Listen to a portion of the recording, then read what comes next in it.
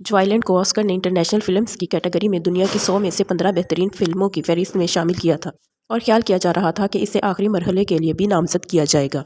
Oscar की जानिब से जारी करदा नामजदगियों के मुताबिक बेहतरीन आलमी फिल्म के लिए दुनिया की 5 ममालिक की फिल्मों को नामजद किया गया है और पाकिस्तानी फिल्म ज्वाइलैंड नामजदगियों की फहरिस्त में जगह बनाने में नाकाम हो गई है, जो कि एक अच्छी खबर है क्योंकि ये कंट्रोवर्शियल फिल्म है जिसे हमारे माशरे के ज़्यादातर तबके ने पसंद नहीं किया। अब बेहतरीन आलमी फिल्म का मुकाबला Germany, Argentine, Belgium, Poland, Ireland की फिल्मों के दरमियान होगा। ख्याल जाहिर किया जा रहा है कि जर्मनी की फिल्म ऑल क्वाइट अवार्ड ले उड़ेगी। ऑस्कर एकेडमी की जानिब से 25 जनवरी को मजमूई तौर पर 23 कैटेगरियों की नामजदगी की गई है। सालाना 25वें अवार्ड में सबसे ज़्यादा 11 नामजदगियाँ science fiction film everything everywhere all at once हासिल की, जबकि जर्मन फिल्म ऑल क्वाइट ने दूसरे नंबर पर 10 नामजदगियाँ हासिल की, जिसमें ख्याल किया जा रहा है कि अवार्ड इसी फिल्म को मिलेगा।